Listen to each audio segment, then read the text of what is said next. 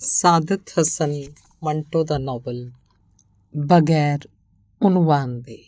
ਅਨੁਵਾਦਕ doctor Chandra Mohan Suneja. ਪਹਿਲਾ ਭਾਗ। ਸੈਯਦ ਨੂੰ ਅਕਸਰ ਹੀ ਜ਼ੁਕਾਮ ਲੱਗਾ ਰਹਿੰਦਾ ਸੀ। ਇੱਕ ਦਿਨ ਜਦੋਂ ਇਸ ਜ਼ੁਕਾਮ ਨੇ ਤਾਜ਼ਾ ਹਮਲਾ ਕੀਤਾ ਤਾਂ ਉਹਨੇ ਸੋਚਿਆ, ਮੈਨੂੰ ਇਸ਼ਕ ਕਿਉਂ ਨਹੀਂ ਹੁੰਦਾ। ਸਈਦ ਦੇ ਜਿੰਨੇ ਵੀ ਯਾਰ ਦੋਸਤ ਸਨ ਉਹ ਸਾਰੇ ਦੇ ਸਾਰੇ ਇਸ਼ਕ ਕਰ ਚੁੱਕੇ ਸਨ। ਉਹਨਾਂ 'ਚੋਂ ਕਈ ਹਾਲੇ ਤੱਕ ਇਸ ਵਿੱਚ ਜਕੜੇ ਹੋਏ ਸਨ, ਪਰ ਜਿੰਨੀ ਤਾਂਘ ਨਾਲ ਉਹ ਮੁਹੱਬਤ ਨੂੰ ਆਪਣੇ ਕੋਲ ਦੇਖਣਾ ਚਾਹੁੰਦਾ, ਓਨਾ ਹੀ ਉਹਨੂੰ ਆਪਣੇ ਤੋਂ ਦੂਰ ਪਾਉਂਦਾ। ਅਜੀਬ ਜਿਹੀ ਗੱਲ ਹੈ, ਪਰ ਉਹਨੂੰ ਹਾਲੇ ਤੱਕ ਕਿਸੇ ਨਾਲ ਇਸ਼ਕ ਨਹੀਂ ਸੀ ਹੋਇਆ। ਜਦੋਂ ਕਦੇ ਵੀ ਉਹ ਸੋਚਦਾ ਕਿ ਵਾਕਈ ਉਹਦਾ ਦਿਲ ਇਸ਼ਕ ਮੁਹੱਬਤ ਤੋਂ ਸਖਣਾ ਹੈ, ਤਾਂ ਉਹਨੂੰ ਸ਼ਰਮਿੰਦਗੀ ਜਿਹੀ ਮਹਿਸੂਸ ਹੁੰਦੀ ਤੇ ਉਹਦੇ ਸਵੈਮਾਨ ਨੂੰ ਠੇਸ ਜਿਹੀ ਪੁੱਜਦੀ। 20 ਵਰ੍ਹਿਆਂ ਦਾ ਸਮਾਂ, ਜਿਸ 'ਚ ਕਈ ਸਾਲ ਉਹਦੇ ਬਚਪਨ ਦੀ ਬੇਸਮਝੀ ਦੀ ਧੁੰਦ ਵਿੱਚ ਲਿਪਟੇ ਹੋਏ ਸਨ, ਕਦੇ ਕਦੇ ਉਹਦੇ ਸਾਹਮਣੇ ਲਾਸ਼ ਵਾਂਗ ਅਕੜ ਜਾਂਦਾ ਸੀ ਤੇ ਸੋਚਦਾ ਕਿ ਉਹਦਾ ਵਜੂਦ ਹੁਣ ਤੱਕ ਬਿਲਕੁਲ ਬੇਕਾਰ ਰਿਹਾ। ਮੁਹੱਬਤ ਦੇ ਬਿਨਾਂ ਆਦਮੀ ਭਲਾ ਕਿਵੇਂ ਪੂਰਨ ਹੋ ਸਕਦਾ ਹੈ।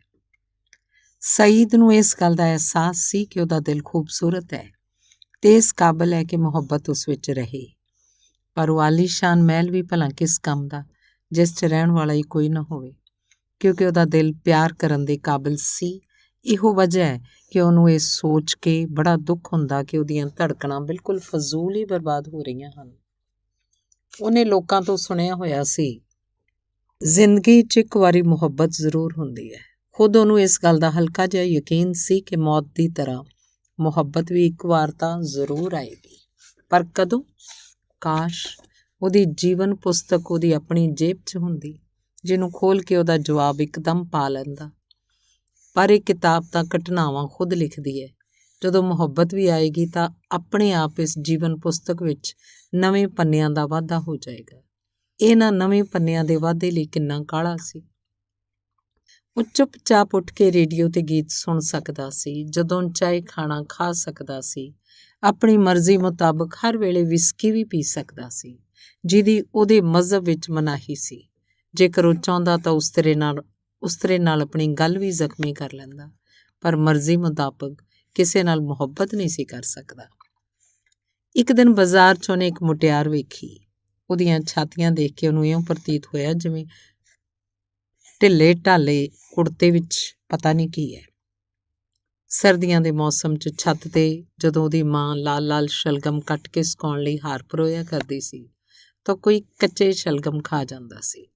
ਉਸ ਲੜਕੀ ਨੂੰ ਵੇਖ ਕੇ ਉਹਦੀ ਜ਼ੁਬਾਨ 'ਤੇ ਉਹੀ ਸਵਾਦ ਪੈਦਾ ਹੋ ਗਿਆ ਜਿਹੜਾ ਸ਼ਲਗਮ ਦਾ ਗੁੱਦਾ ਚਬਾਉਂਦੇ ਸਮੇਂ ਪੈਦਾ ਹੁੰਦਾ ਸੀ, ਪਰ ਉਹਦੇ ਦਿਲ 'ਚ ਉਸ ਨਾਲ ਇਸ਼ਕ ਕਰਨ ਦਾ ਵਿਚਾਰ ਨਾ ਆਇਆ। ਉਹਦੀ ਤੋਰ ਨੂੰ ਬੜੇ ਧਿਆਨ ਨਾਲ ਵੇਖਦਾ ਰਿਹਾ, ਜਿਸ 'ਚ ਟੇਢਾਪਨ ਸੀ, ਉਹੋ ਜਿਹੀ ਟੇਢਾਪਨ ਜਿਹੋ ਜਿਹਾ ਬਰਸਾਤ ਦੇ ਮੌਸਮ 'ਚ ਮੰਜੀ ਦੇ ਪਾਵਿਆਂ 'ਚ ਕਾਣ ਦੇ ਕਾਰਨ ਪੈਦਾ ਹੋ ਜਾਂਦਾ ਹੈ। ਫਿਰ ਵੀ ਉਹਦੇ ਇਸ਼ਕ 'ਚ ਖੁਦ ਨੂੰ ਫਸਾ ਨਾ ਸਕਿਆ। ਇਸ਼ਕ ਕਰਨ ਦੇ ਇਰਾਦੇ ਨਾਲ ਉਹ ਕਈ ਵਾਰ ਆਪਣੀ ਗਲੀ ਦੀ ਨੁੱਕਰ 'ਤੇ ਦਰੀਆਂ ਦੀ ਦੁਕਾਨ 'ਤੇ ਜਾ ਬੈਠਦਾ ਸੀ। ਇਹ ਦੁਕਾਨ ਸਈਦ ਦੇ ਇੱਕ ਦੋਸਤ ਦੀ ਸੀ, ਜੋ ਹਾਈ ਸਕੂਲ ਦੀ ਇੱਕ ਲੜਕੀ ਨਾਲ ਮੁਹੱਬਤ ਕਰਦਾ ਸੀ। ਉਸ ਲੜਕੀ ਨਾਲ ਉਹਦਾ ਪਿਆਰ ਲੁਧਿਆਣੇ ਇੱਕ ਦਰੀ ਦੇ ਜ਼ਰੀਏ ਸ਼ੁਰੂ ਹੋਇਆ ਸੀ।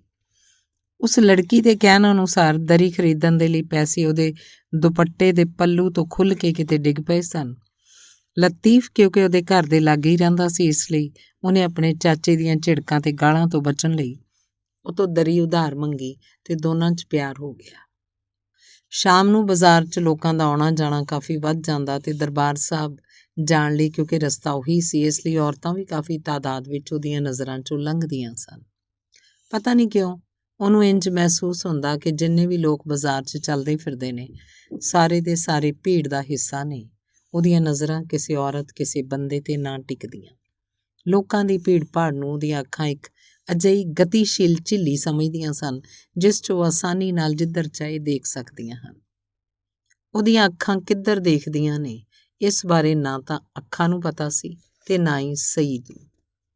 ਉਹਦੀਆਂ ਨਜ਼ਰਾਂ ਬੜੀ ਦੂਰ ਸਾਹਮਣੇ ਚੂਨੇ ਤੇ ਗਾਰੇ ਦੇ ਬਣੇ ਹੋਏ ਪੱਕੇ ਮਕਾਨਾਂ ਨੂੰ ਵਿੰਨ੍ਹਦੀਆਂ ਹੋਈਆਂ ਨਿਕਲ ਜਾਂਦੀਆਂ, ਪਤਾ ਨਹੀਂ ਕਿੱਥੇ, ਤੇ ਖੁਦ ਹੀ ਕਿਤੇ ਘੁੰਮ ਘੁਮਾ ਕੇ ਉਹਦੇ ਦਿਲ ਦੇ ਅੰਦਰ ਜਾ ਧੱਸਦੀਆਂ, ਬਿਲਕੁਲ ਉਹਨਾਂ ਬੱਚਿਆਂ ਵਾਂਗ ਜੋ ਆਪਣੀ ਮਾਂ ਦੀ ਛਾਤੀ 'ਤੇ ਮੁੱਦੇ ਮੂੰਹ ਲੇਟੇ ਨੱਕ ਕੰਨ ਤੇ ਵਾਲਾਂ ਨਾਲ ਖੇਡ ਖੂਡ ਕੇ ਆਪਣੇ ਹੱਥਾਂ ਨੂੰ ਹੈਰਾਨੀ ਭਰੀ ਦਿਲਚਸਪੀ ਨਾਲ ਦੇਖਦੇ ਦੇਖਦੇ ਨੀਂਦ ਦੀਆਂ ਨਰਮ ਨਰਮ ਗੱਲਾਂ 'ਚ ਧੱਸ ਜਾਂਦੇ ਹਨ।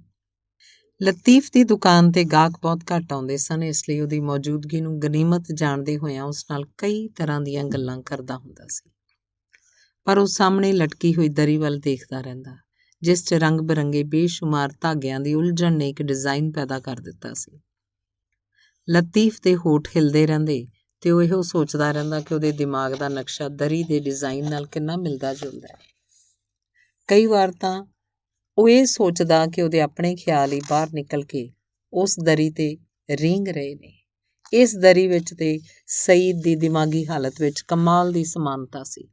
ਫਰਕ ਸਿਰਫ ਇੰਨਾ ਸੀ ਕਿ ਰੰਗ ਬਿਰੰਗਿਆਂ ਧਾਗਿਆਂ ਦੀ ਉਲਝਣ ਨੇ ਉਹਦੇ ਸਾਹਮਣੇ ਦਰੀ ਦੀ ਸੂਰਤ ਧਾਰਨ ਕਰ ਲਈ ਸੀ ਤੇ ਉਹਦੇ ਰੰਗ ਬਿਰੰਗੇ ਖਿਆਲ ਤੇ ਸੋਚਾਂ ਦੀ ਉਲਝਣ ਅਜਿਹੀ ਸੂਰਤ ਧਾਰਨ ਨਹੀਂ ਕਰਦੀ ਸੀ ਜਿਹਨੂੰ ਉਹ ਦਰੀ ਵਾਂਗ ਆਪਣੇ ਸਾਹਮਣੇ ਵਿਛਾ ਕੇ ਜਾਂ ਲਟਕਾ ਕੇ ਦੇਖ ਸਕਦਾ। ਲਤੀਫ ਬੜਾ ਹੀ ਕੱਚਾ ਸੀ, ਗੱਲਬਾਤ ਕਰਨ ਦਾ ਸਲੀਕਾ ਤੱਕ ਵੀ ਉਹਨੂੰ ਨਹੀਂ ਸੀ ਆਉਂਦਾ। ਕਿਸੇ ਚੀਜ਼ 'ਚ ਖੂਬਸੂਰਤੀ ਤਲਾਸ਼ ਕਰਨ ਲਈ ਜੇਕਰ ਉਹਨੂੰ ਕਿਹਾ ਜਾਂਦਾ ਤਾਂ ਉਹ ਹੈਰਾਨੀ ਪ੍ਰਗਟ ਕਰਦਾ, ਬੇਵਕੂਫ ਦਿਖਾਈ ਦਿੰਦਾ। ਉਹਦੇ ਅੰਦਰ ਉਹ ਗੱਲ ਹੀ ਪੈਦਾ ਨਹੀਂ ਸੀ ਹੋਈ ਜਿਹੜੀ ਕਿਸੇ ਆਰਟਿਸਟ ਵਿੱਚ ਪੈਦਾ ਹੁੰਦੀ ਹੈ। ਪਰ ਇਹਦੇ ਬਾਵਜੂਦ ਇੱਕ ਲੜਕੀ ਉਹਨੂੰ ਪਿਆਰ ਕਰਦੀ ਸੀ, ਉਹਨੂੰ ਖੱਤ ਲਿਖਦੀ ਹੁੰਦੀ ਸੀ, ਜਿਹਨੂੰ ਅਕਸਰ ਹੀ ਲਤੀਫ ਇੰਝ ਪੜ੍ਹਦਾ ਸੀ ਜਿਵੇਂ ਕਿਸੇ ਤੀਜੇ ਦਰਜੇ ਦੀ ਅਖਬਾਰ 'ਚ ਜੰਗ ਦੀਆਂ ਖਬਰਾਂ ਪੜ੍ਹ ਰਿਹਾ ਹੋਵੇ। ਇਹਨਾਂ ਖਤਾਂ 'ਚ ਉਹ ਥਰਥਰਾਹਟ ਉਹਨੂੰ ਨਜ਼ਰ ਨਹੀਂ ਸੀ ਆਉਂਦੀ, ਜਿਹੜੀ ਹਰੇਕ ਸ਼ਬਦ ਵਿੱਚ ਗੁੱਥੀ ਹੋਈ ਹੁੰਦੀ ਸੀ। ਉਹ ਸ਼ਬਦਾਂ ਦੇ ਮਨੋਵਿਗਿਆਨਕ ਮਹੱਤਵ ਤੋਂ ਬਿਲਕੁਲ ਕੋਰਾ ਸੀ। ਉਹਨੂੰ ਜੇਕਰ ਇਹ ਕਿਹਾ ਜਾਂਦਾ, ਦੇਖ ਲਤੀਫ, ਇਹ ਪੜ੍ਹ, ਲਿਖਦੀ ਏ, ਮੇਰੀ ਭੂਆ ਨੇ ਕੱਲ੍ਹ ਮੈਨੂੰ ਆਖਿਆ ਕਿ ਕੀ ਹੋਇਆ ਤੇਰੀ ਭੁੱਖ ਨੂੰ, ਤੂੰ ਖਾਣਾ ਪੀਣਾ ਕਾਹਨੂੰ ਛੱਡ ਦਿੱਤਾ ਹੈ?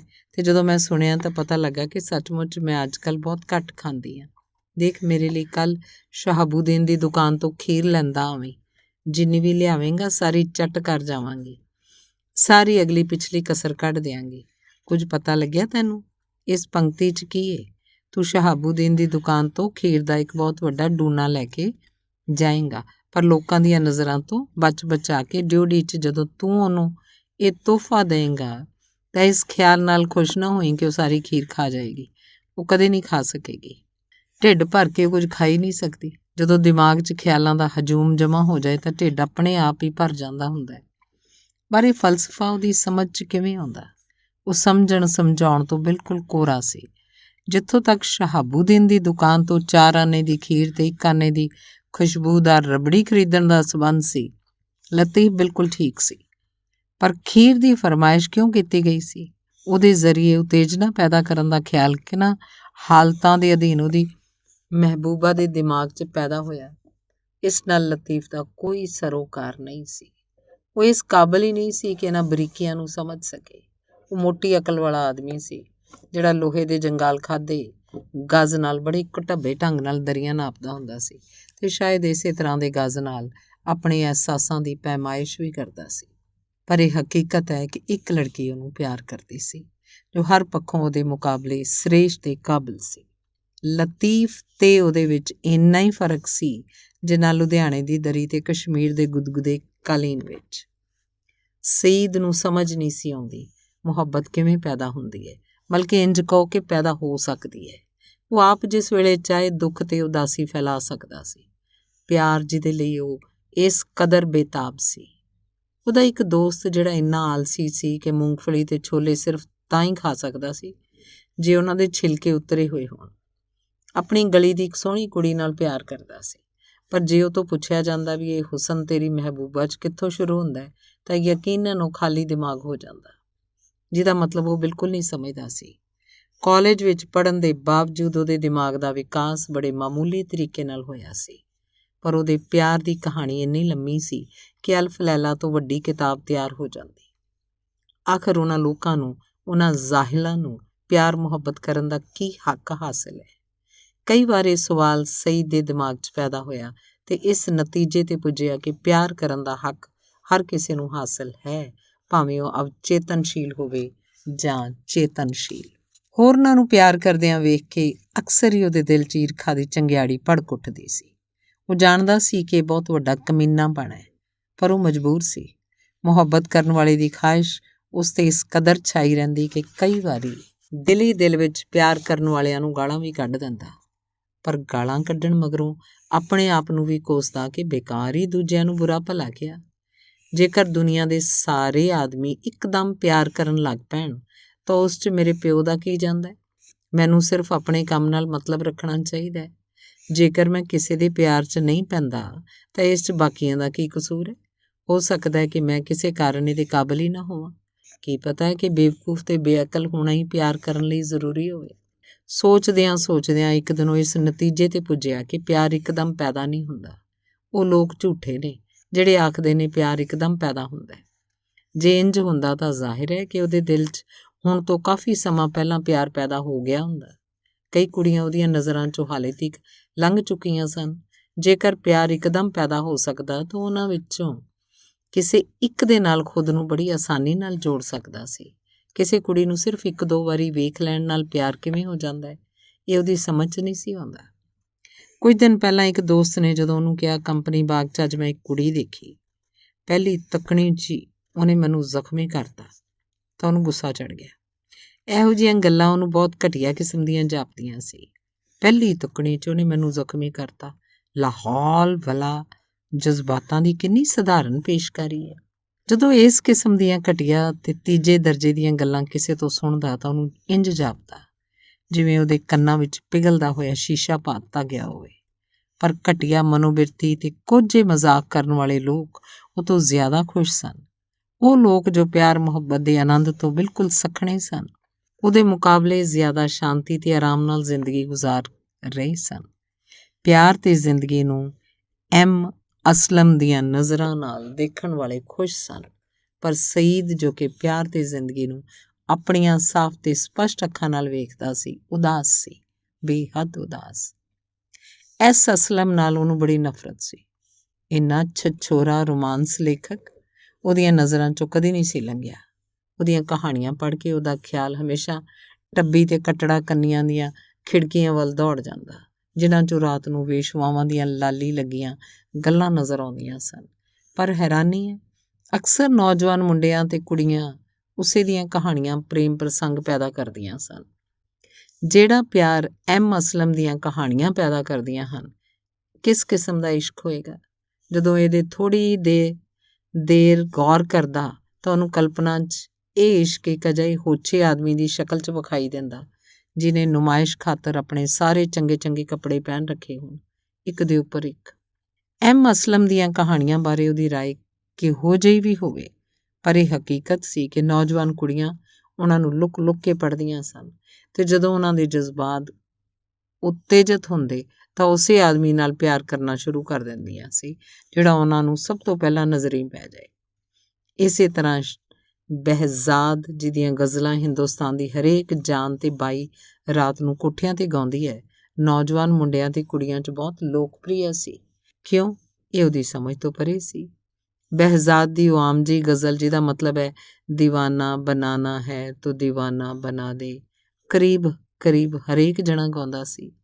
ਉਹਦੇ ਆਪਣੇ ਘਰ 'ਚ ਉਹਦੀ ਚਪਟੀ ਨੱਕ ਵਾਲੀ ਨੌਕਰਾਣੀ ਜੋ ਆਪਣੀ ਜਵਾਨੀ ਦੀਆਂ ਮੰਜ਼ਿਲਾਂ ਕਿਸੇ ਤਰ੍ਹਾਂ ਤੈਅ ਕਰ ਚੁੱਕੀ ਸੀ, ਭਾਂਡੇ ਮਾਂਜਣ ਸਮੇਂ ਹਮੇਸ਼ਾ ਧੀਮੇ ਸੁਰਾਂ 'ਚ ਗੁਣਗੁਣਾਇਆ ਕਰਦੀ ਸੀ, ਦੀਵਾਨਾ ਬਨਾਨਾ ਹੈ ਤੋ ਦੀਵਾਨਾ ਬਣਾ ਦੇ। ਇਸ ਗਜ਼ਲ ਨੇ ਉਹਨੂੰ ਦੀਵਾਨਾ ਬਣਾ ਦਿੱਤਾ ਸੀ। ਜਿੱਥੇ ਜਾਓ ਦੀਵਾਨਾ ਬਣਾ ਦੇ ਅਲਾਪਿਆ ਜਾ ਰਿਹਾ ਸੀ। ਆਖਰ ਕੀ ਮਤਲਬ ਹੈ? ਕੋਠੇ ਤੇ ਚੜ੍ਹੋ ਤਾਂ ਕਾਣਾ ਇਸਮਾਇਲ ਇੱਕ ਅੱਖ ਨਾਲ ਆਪਣੇ ਉੱਡਦੇ ਹੋਏ ਕਬੂਤਰਾਂ ਵੱਲ ਵੇਖ ਕੇ ਉੱਚੀ ਆਵਾਜ਼ 'ਚ ਗਾ ਰਿਹਾ, ਦੀਵਾਨਾ ਬਨਾਨਾ ਤੋ ਦੀਵਾਨਾ ਬਣਾ ਦੇ। ਦਰੀਆਂ ਦੀ ਦੁਕਾਨ ਤੇ ਬੈਠੋ ਤਾਂ ਨਾਲ ਦੀ ਦੁਕਾਨ 'ਚ ਲਾਲਾ ਕਿਸ਼ੋਰੀ ਮਲ ਬਜਾਜ ਆਪਣੇ ਵੱਡੇ ਚਿੱਤੜਾਂ ਨੂੰ ਗੱਦੀ ਤੇ ਆਰਾਮ ਨਾਲ ਟਿਕਾ ਕੇ ਬੜੇ ਭੌਂਡੇ ਤਰੀਕੇ ਨਾਲ ਗਾਉਣਾ ਸ਼ੁਰੂ ਕਰ ਦਿੰਦਾ, ਦੀਵਾਨਾ ਬਨਾਨਾ ਹੈ ਦੀਵਾਨਾ ਬਣਾ ਦੇ। ਦਰੀਆਂ ਦੀ ਦੁਕਾਨ ਤੋਂ ਉੱਠੋ ਤੇ ਬੈਠਕ 'ਚ ਜਾ ਕੇ ਰੇਡੀਓ ਸੁਣੋ ਤਾਂ ਅਖਤਾਰੀ ਬਾਈ ਫੈਜ਼ਾਬਾਦੀ ਗਾ ਰਹੀ ਹੈ, ਦੀਵਾਨਾ ਬਨਾਨਾ ਹੈ ਤੋ ਦੀਵਾਨਾ ਬਣਾ ਦੇ। ਕੀ ਬੇਹੂਦਗੀ ਹੈ! ਉਹ ਹਰ ਵੇਲੇ ਇਹ ਸੋਚਦਾ ਰਹਿੰਦਾ। ਪਰ ਇੱਕ ਦਿਨ ਜਦ ਕਿ ਉਹ ਬਿਲਕੁਲ ਖਾਲੀ ਦਿਮਾਗ ਸੀ ਤੇ ਪਾਨ ਬਣਾਉਣ ਲਈ ਸੁਪਾਰੀ ਕੱਟ ਰਿਹਾ ਸੀ ਤਾਂ ਉਹਨੇ ਖੁਦ ਅਣਜਾਣੇ ਹੀ ਗਾਉਣਾ ਸ਼ੁਰੂ ਕਰ ਦਿੱਤਾ, ਦੀਵਾਨਾ ਬਨਾਨਾ ਹੈ ਤੋ ਦੀਵਾਨਾ ਬਣਾ ਦੇ। ਉਹ ਆਪਣੇ ਆਪ ਤੇ ਬੇਹੱਦ ਨਾਰਾਜ਼ ਹੋਇਆ।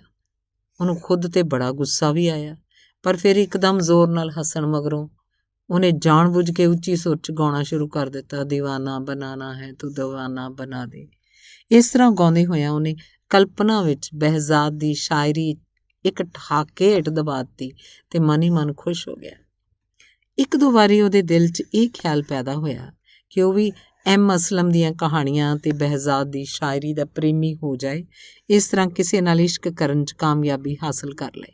ਪਰ ਇਰਾਦਾ ਕਰਨ 'ਤੇ ਵੀ ਉਹ ਅਸਲਮ ਦੀਆਂ ਕਹਾਣੀਆਂ ਪੂਰੀਆਂ ਨਾ ਪੜ੍ਹ ਸਕਿਆ, ਨਾ ਹੀ ਬਹਿਜ਼ਾਦ ਦੀ ਗਜ਼ਲ 'ਚ ਕੋਈ ਖੂਬਸੂਰਤੀ ਵੇਖ ਸਕਿਆ। ਇੱਕ ਦਿਨ ਉਹਨੇ ਆਪਣੇ ਦਿਲ 'ਚ ਧਾਰ ਲਈ, ਜੋ ਵੀ ਹੋਵੇ ਸੋ ਹੋਵੇ, ਮੈਂ ਅਸਲਮ ਅਤੇ ਬਹਿਜ਼ਾਦ ਦੇ ਬਗੈਰ ਹੀ ਆਪਣੀ ਖਾਹਿਸ਼ ਪੂਰੀ ਕਰਾਂਗਾ। ਜਿਹੜੇ ਖਿਆਲ ਮੇਰੇ ਜ਼ਿਹਨ 'ਚ ਹਨ, ਉਹਨਾਂ ਸਭਨਾਂ ਦੇ ਸਮੇਤ ਮੈਂ ਕਿਸੇ ਕੁੜੀ ਨੂੰ ਪਿਆਰ ਕਰਾਂਗਾ।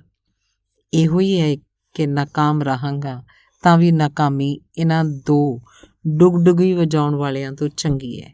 ਉਸ ਦਿਨ ਤੋਂ ਉਹਦੇ ਅੰਦਰ ਇਸ਼ਕ ਕਰਨ ਦੀ ਖਾਹਿਸ਼ ਹੋਰ ਵੀ ਤੇਜ਼ ਹੋ ਗਈ ਅਤੇ ਉਹਨੇ ਰੋਜ਼ਾਨਾ ਸਵੇਰੇ ਨਾਸ਼ਤਾ ਕੀਤੇ ਬਿਨਾਂ ਰੇਲ ਦੇ ਫਾਟਕ 'ਤੇ ਜਾਣਾ ਸ਼ੁਰੂ ਕੀਤਾ, ਜਿੱਥੋਂ ਕਈ ਕੁੜੀਆਂ ਹਾਈ ਸਕੂਲ ਵੱਲ ਜਾਂਦੀਆਂ ਸਨ। ਫਾਟਕ ਦੇ ਦੋਹੀਂ ਪਾਸੇ ਲੋਹੇ ਦਾ ਇੱਕ ਬੜਾ ਵੱਡਾ ਤਵਾ, ਜਿਸ 'ਤੇ ਲਾਲ ਰੋਗਨ ਪੇਂਟ ਕੀਤਾ ਗਿਆ ਸੀ, ਜੜਿਆ ਸੀ। ਦੂਰੋਂ ਜਦੋਂ ਇਹਨਾਂ ਦੇ ਲਾਲ ਤਵਿਆਂ ਨੂੰ ਇੱਕ ਦੂਜੇ 'ਤੇ ਪਿੱਛੇ ਵੇਖਦਾ, ਉਹਨੂੰ ਪਤਾ ਲੱਗ ਜਾਂਦਾ ਕਿ ਫਰੰਟੀਅਰ ਮੇਲ ਆ ਰਹੀ ਹੈ। ਫਾਟਕ ਦੇ ਕੋਲ ਪੁੱਜਦੇ ਫਰੰਟੀਅਰ ਮੇਲ ਮੁਸਾਫਰਾਂ ਨਾਲ ਲੱਦੀ ਹੋਈ ਆਉਂਦੀ, ਦਨਾਉਂਦੀ ਹੋਈ ਸਟੇਸ਼ਨ ਵੱਲ ਗਾਇਬ ਹੋ ਜਾਂਦੀ। ਫਾਟਕ ਖੁੱਲ੍ਹਦਾ ਤਾਂ ਉਹ ਕੁੜੀਆਂ ਦੀ ਉਡੀਕ 'ਚ ਇੱਕ ਪਾਸੇ ਖੜ੍ਹਾ ਹੋ ਜਾਂਦਾ। 25-26 ਕੁੜੀਆਂ ਵੇਲੇ ਸਿਰ ਉੱਧਰੋਂ ਲੰਘਦੀਆਂ ਅਤੇ ਲੋਹੇ ਦੀਆਂ ਪਟੜੀਆਂ ਨੂੰ ਪਾਰ ਕਰਕੇ ਬਾਗ ਦੇ ਨਾਲ ਵਾਲੀ ਸੜਕ ਵੱਲ ਮੁੜ ਜਾਂਦੀਆਂ, ਜਿੱਧਰ ਉਹਨਾਂ ਦਾ ਸਕੂਲ ਸੀ।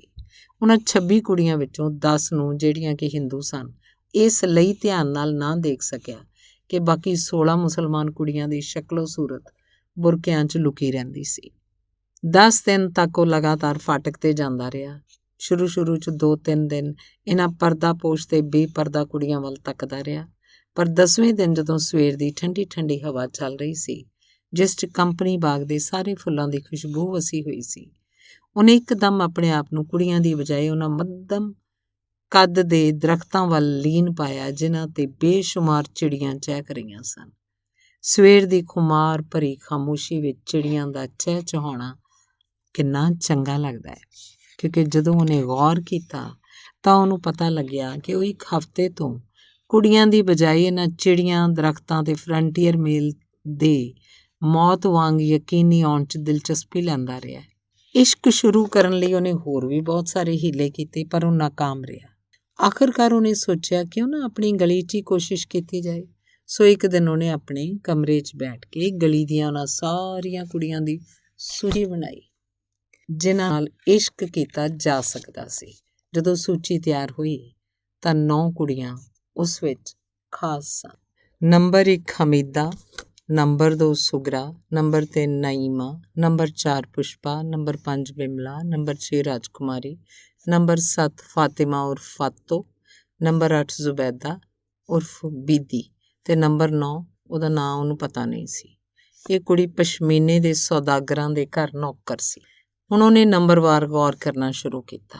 ਹਮੀਦਾ ਸਭ ਤੋਂ ਖੂਬਸੂਰਤ ਸੀ, ਬੜੀ ਭੋਲੀ ਭਾਲੀ, ਉਮਰ ਮੁਸ਼ਕਿਲ ਨਾਲ 15 ਸਾਲ ਦੀ ਹੋਏਗੀ, ਹਰ ਵੇਲੇ ਮੁਸਕਰਾਉਂਦੀ ਰਹਿੰਦੀ ਸੀ, ਬੜੀ ਨਾਜ਼ੁਕ। ਉਹਨੂੰ ਦੇਖ ਕੇ ਇੰਝ ਲੱਗਦਾ ਸੀ ਜਿਵੇਂ ਚਿੱਟੀ ਸ਼ੱਕਰ ਦੀ ਪੁਤਲੀ ਹੋਵੇ, ਬਿਲਕੁਲ ਭੁਰਭੁਰੀ। ਜੇ ਜ਼ਰਾ ਜਿਹਾ ਉਹਨੂੰ ਹੱਥ ਲਾਇਆ ਤਾਂ ਉਹਦੇ ਜਿਸਮ ਦਾ ਕੋਈ ਨਾ ਕੋਈ ਹਿੱਸਾ ਜ਼ਰੂਰ ਹੀ ਡਿੱਗ ਪਏਗਾ। ਨਿੱਕੇ ਜਿਹੇ ਸੀਨੇ, ਜਿਵੇਂ ਕਿਸੇ ਮੱਧਮ ਰਾਗ 'ਚ 2 ਸੁਰ ਅਣਜਾਣੇ ਤੌਰ 'ਤੇ ਉੱਚੇ ਹੋ ਗਏ ਹੋਣ। ਜੇਕਰ ਉਹਨੂੰ ਉਹ ਕਦੇ ਇਹ ਕਹਿੰਦਾ, ਹਮੀਦਾ ਮੈਂ ਤੈਨੂੰ ਪਿਆਰ ਕਰਨਾ ਚਾਹੁੰਦਾ, ਤਾਂ ਯਕੀਨਨ ਉਹਦੇ ਦਿਲ ਦੀ ਧੜਕਣ ਬੰਦ ਹੋ ਜਾਂਦੀ। ਉਹ ਉਹਨੂੰ ਪੌੜੀਆਂ ਵਿੱਚ ਹੀ ਅਜਿਹੀਆਂ ਗੱਲਾਂ ਆਖ ਸਕਦਾ ਸੀ। ਕਲਪਨਾ 'ਚੋਂ ਹਮੀਦਾ ਨੂੰ ਅਜਿਹੀ ਜਗ੍ਹਾ ਮਿਲਿਆ, ਉਹ ਉੱਪਰੋਂ ਕਾਹਲੀ ਨਾਲ ਥੱਲੇ ਉਤਰ ਰਹੀ ਸੀ। ਉਹਨੇ ਉਹਨੂੰ ਰੋਕਿਆ ਅਤੇ ਉਸ ਵੱਲ ਧਿਆਨ ਨਾਲ ਦੇਖਿਆ। ਉਹਦਾ ਨਿੱਕਾ ਜਿਹਾ ਦਿਲ ਸੀਨੇ ਅੰਦਰ ਫੜਫੜਾਇਆ, ਜਿਵੇਂ ਤੇਜ਼ ਹਵਾ ਦੇ ਝੋਂਕੇ ਨਾਲ ਦੀਵੇ ਦੀ ਲੋ। ਉਹ ਕੁਝ ਸਮਝ ਨਾ ਸਕਿਆ। ਹਮੀਦਾ ਨੂੰ ਉਹ ਕੁਝ ਵੀ ਨਹੀਂ ਸੀ ਆਖ ਸਕਦਾ। ਉਹ ਇਸ ਕਾਬਲ ਹੀ ਨਹੀਂ ਸੀ ਕਿ ਉਸ ਨਾਲ ਮੁਹੱਬਤ ਕੀਤੀ ਜਾਏ। ਉਹ ਸਿਰਫ ਵਿਆਹ ਦੇ ਕਾਬਲ ਸੀ। ਕੋਈ ਵੀ ਪਤੀ ਉਹਦੇ ਲਈ ਮੁਨਾਸਬ ਸੀ, ਕਿਉਂਕਿ ਉਹਦੇ ਜਿਸਮ ਦੀ ਹਰ ਜ਼ਰਾ ਪਤਨੀ ਸੀ। ਉਹਦਾ ਸ਼ੁਮਾਰ ਉਹਨਾਂ ਕੁੜੀਆਂ 'ਚ ਹੋ ਸਕਦਾ ਸੀ ਜਿਨ੍ਹਾਂ ਦੀ ਸਾਰੀ ਜ਼ਿੰਦਗੀ ਵਿਆਹ ਦੇ ਬਾਅਦ ਘਰ ਦੇ ਅੰਦਰ ਸਿਮਟ ਕੇ ਰਹਿ ਜਾਂਦੀ ਹੈ, ਜੋ ਬੱਚੇ ਪੈਦਾ ਕਰਦੀਆਂ, ਕੁਝ ਹੀ ਵਰ੍ਹਿਆਂ 'ਚ ਆਪਣਾ ਸਾਰਾ ਰੰਗ ਰੂਪ ਗਵਾ ਦਿੰਦੀਆਂ, ਰੰਗ ਰੂਪ ਗੁਆ ਕੇ ਵੀ ਜਿਨ੍ਹਾਂ ਨੂੰ ਆਪਣੇ ਆਪ 'ਚ ਕੋਈ ਖਾਸ ਫਰਕ ਮਹਿਸੂਸ ਨਹੀਂ ਹੁੰਦਾ। ਅਜਿਹੀਆਂ ਕੁੜੀਆਂ ਤੋਂ ਮੁਹੱਬਤ ਦਾ ਨਾਂ ਸੁਣ ਕੇ ਜੇ ਇਹ ਸਮਝੇ ਕਿ ਇੱਕ ਬਹੁਤ ਵੱਡਾ ਗੁਨਾਹ ਉਹ ਤੋਂ ਹੋ ਗਿਆ ਹੈ, ਉਹ ਪਿਆਰ ਨਹੀਂ ਕਰ ਸਕਦਾ ਸੀ। ਉਹਨੂੰ ਯਕੀਨ ਸੀ ਜੇ ਉਹ ਕਿਸੇ ਦਿਨ ਗਾਲਿਬ ਦਾ ਇੱਕ ਸ਼ੇਅਰ ਉਹਨੂੰ ਸੁਣਾ ਦਿੰਦਾ ਤੇ ਕਈ ਦਿਨਾਂ ਤੱਕ ਨਮਾਜ਼ ਦੇ ਨਾਲ ਬਖਸ਼ਿਸ਼ ਦੀਆਂ ਦੁਆਵਾਂ ਮੰਗ ਕੇ ਵੀ ਉਹ ਸਮਝਦੀ ਕਿ ਉਹਦੀ ਗਲਤੀ ਮਾਫ਼ ਨਹੀਂ ਹੋਈ ਤੇ ਉੱਤੇ ਜਿਹੜਾ ਹੰਗਾਮਾ ਮਚਦਾ ਉਹਦੀ ਤਾਂ ਕਲਪਨਾ ਨਾਲ ਹੀ ਸਈਦ ਕੰਬ ਉੱਠ। ਜਦ ਕਿ ਉਹਨੇ ਆਪਣੀ ਮਾਂ ਨੂੰ ਯਕਦਮ ਹੀ ਸਾਰੀ ਗੱਲ ਆਖ ਸੁਣਾਈ ਹੁੰਦੀ। ਜ਼ਾਹਿਰ ਹੈ ਸਾਰੇ ਜਣੇ ਉਹਨੂੰ ਹੀ ਮੁਜਰਮ ਕਰਾਰ ਦਿੰਦੇ ਤੇ ਸਾਰੀ ਉਮਰ ਦੇ ਲਈ ਉਹਦੇ ਚਰਿੱਤਰ ਤੇ ਇੱਕ ਬਦਨੁਮਾ ਦਾਗ ਲੱਗ ਜਾਂਦਾ। ਕੋਈ ਇਸ ਗੱਲ ਵੱਲ ਧਿਆਨ ਨਾ ਦਿੰਦਾ ਕਿ ਉਹ ਸੱਚੇ ਦਿਲੋਂ ਪਿਆਰ ਕਰਨ ਦਾ ਚਾਹਵਾਨ ਹੈ। ਨੰਬਰ 2 ਸ਼ੁਗਰਾ ਤੇ ਨੰਬਰ 3 ਨਈਮਾ ਬਾਰੇ ਸੋਚਣਾ ਹੀ ਬੇਕਾਰ ਸੀ, ਇਸ ਲਈ ਕਿ ਉਹ ਇੱਕ ਕੱਟੜ ਮੌਲਵੀ ਦੀਆਂ ਕੁੜੀਆਂ ਸਨ। ਉਹਨਾਂ ਦੀ ਕਲਪਨਾ ਕਰਦਿਆਂ ਹੀ ਸਈਦ ਦੀਆਂ ਅੱਖਾਂ ਅੱਗੇ ਉਹ ਮਸਜਿਦ ਦੀਆਂ ਚਟਾਈਆਂ ਆ ਗਈਆਂ ਜਿਨ੍ਹਾਂ ਤੇ ਮੌਲਵੀ ਕੁਰਤੁੱਲਾ ਸਾਹਿਬ ਲੋਕਾਂ ਨੂੰ ਨਮਾਜ਼ ਪੜ੍ਹਾਉਣ ਤੇ ਅਜ਼ਾਨ ਦੇਣ 'ਚ ਰੁੱਝੇ ਰਹਿੰਦੇ ਸਨ। ਇਹ ਕੁੜੀਆਂ ਜਵਾਨ ਤੇ ਖੂਬਸੂਰਤ ਸਨ, ਪਰ ਅਜੀਬ ਗੱਲ ਹੈ ਚਿਹਰੇ ਮਹਿਰਾਬ ਨੁਮਾ ਸਨ। ਜਦੋਂ ਸਈਦ ਆਪਣੇ ਘਰ ਬੈਠਾ ਉਹਨਾਂ ਦੀ ਆਵਾਜ਼ ਸੁਣਦਾ ਤਾਂ ਉਹਨੂੰ ਇੰਝ ਲੱਗਦਾ ਕਿ ਆਦਤ ਵਜੋਂ ਕੋਈ ਧੀਮੇ ਧੀਮੇ ਸੁਰਾਂ 'ਚ ਦੁਆ ਮੰਗ ਰਿਹਾ, ਅਜਿਹੀ ਦੁਆ ਜਿਹਦਾ ਮਤਲਬ ਉਹ ਖੁਦ ਵੀ ਨਹੀਂ ਸਮਝਦਾ। ਉਹਨਾਂ ਨੂੰ ਸਿਰਫ ਖੁਦਾ ਨਾਲ ਮੁਹੱਬਤ ਕਰਨਾ ਸਿਖਾਇਆ ਗਿਆ ਸੀ, ਇਸੇ ਲਈ ਸਈਦ ਉਹਨਾਂ ਨੂੰ ਮੁਹੱਬਤ ਕਰਨਾ ਨਹੀਂ ਚਾਹੁੰਦਾ ਸੀ। ਉਹ ਇਨਸਾਨ ਸੀ ਤੇ ਇਨਸਾਨ ਨੂੰ ਆਪਣਾ ਦਿਲ ਦੇਣਾ ਚਾਹੁੰਦਾ ਸੀ। ਸੁਗਰਾ ਤੇ ਨਈਮਾ ਦੀ ਇਸ ਦੁਨੀਆ 'ਚ ਇਸ ਤਰ੍ਹਾਂ ਸਿਖਲਾਈ ਹੋ ਰਹੀ ਸੀ ਕਿ ਉਹ ਕਿਸੇ ਦੂਜੇ ਜਹਾਨ 'ਚ ਨੇਕ ਬੰਦਿਆਂ ਦੇ ਕੰਮ ਆ ਸਕਣ। ਜਦੋਂ ਸਈਦ ਨੇ ਉਹਨਾਂ ਬਾਰੇ ਸੋਚਿਆ ਤਾਂ ਆਪਣੇ ਆਪ ਨੂੰ ਕਿਹਾ ਬਈ ਨਹੀਂ, ਇਹਨਾਂ ਨਾਲ ਮੈਂ ਇਸ਼ਕ ਨਹੀਂ ਕਰ ਸਕਦਾ ਜੋ ਆਖਰਕਾਰ ਦੂਜੇ ਬੰਦਿਆਂ ਦੇ ਹਵਾਲੇ ਕਰ ਦਿੱਤੀਆਂ ਜਾਣਗੀਆਂ। ਮੈਂ ਇਸ ਦੁਨੀਆ 'ਚ ਗੁਨਾਹ ਵੀ ਕਰਨੇ ਨੇ, ਇਸ ਲਈ ਮੈਂ ਜੂਆ ਨਹੀਂ ਖੇਡਣਾ ਚਾਹੁੰਦਾ। ਮੇਰੇ ਤੋਂ ਇਹ ਨਹੀਂ ਦੇਖਿਆ ਜਾਣਾ ਕਿ ਇਸ ਦੁਨੀਆ 'ਚ ਜਿਸ ਨਾਲ ਮੈਂ ਮੁਹੱਬਤ ਕਰਦਾ ਚੰਦ ਗੁਨਾਹਾਂ ਦੇ ਬਦਲੇ ਉਹ ਕਿਸੇ ਪਰਹੇਜ਼ਗਾਰ ਦੇ ਸਪੁਰਦ ਕਰ ਦਿੱਤੀਆਂ ਜਾਣ। ਇਸੇ ਲਈ ਉਹਨੇ ਸੂਚੀ ਵਿੱਚੋਂ ਸੁਗਰਾ ਤੇ ਨਈਮਾ ਦਾ ਨਾਂ ਕੱਟ ਦਿੱਤਾ। Number 4 Pushpa, number 5 Bimla, number 6 ਰਾਜਕੁਮਾਰੀ। ਇਹ ਤਿੰਨੋਂ ਕੁੜੀਆਂ ਜਿਨ੍ਹਾਂ ਦਾ ਆਪਸ 'ਚ ਖੁਦਾ ਜਾਣੇ ਕੀ ਰਿਸ਼ਤਾ ਸੀ, ਸਾਹਮਣੇ ਵਾਲੇ ਮਕਾਨ 'ਚ ਰਹਿੰਦੀਆਂ ਸਨ। ਪੁਸ਼ਪਾ ਬਾਰੇ ਸੋਚ ਵਿਚਾਰ ਕਰਨੀ ਫਜ਼ੂਲ ਸੀ, ਇਸ ਲਈ ਕਿ ਉਹਦਾ ਵਿਆਹ ਹੋਣ ਵਾਲਾ ਸੀ ਇੱਕ ਬਜਾਜ ਦੇ ਨਾਲ ਜਿਹਦਾ ਨਾਂ ਓਨਾ ਹੀ ਬਦਸੂਰਤ ਸੀ ਜਿੰਨਾ ਪੁਸ਼ਪਾ ਦਾ ਖੂਬਸੂਰਤ ਹੋਣਾ। ਉਹ ਅਕਸਰ ਉਹਨੂੰ ਛੇੜਿਆ ਕਰਦਾ ਸੀ ਤੇ ਖਿੜਕੀ ਵਿੱਚੋਂ ਉਹਨੂੰ ਆਪਣੀ ਅਚਕਨ ਦਿਖਾ ਕੇ ਕਹਿੰਦਾ ਹੁੰਦਾ ਸੀ, ਪੁਸ਼ਪਾ ਦੱਸ ਖਾਂ ਮੇਰੀ ਅਚਕਨ ਦਾ ਰੰਗ ਕਿਹੜਾ ਹੈ।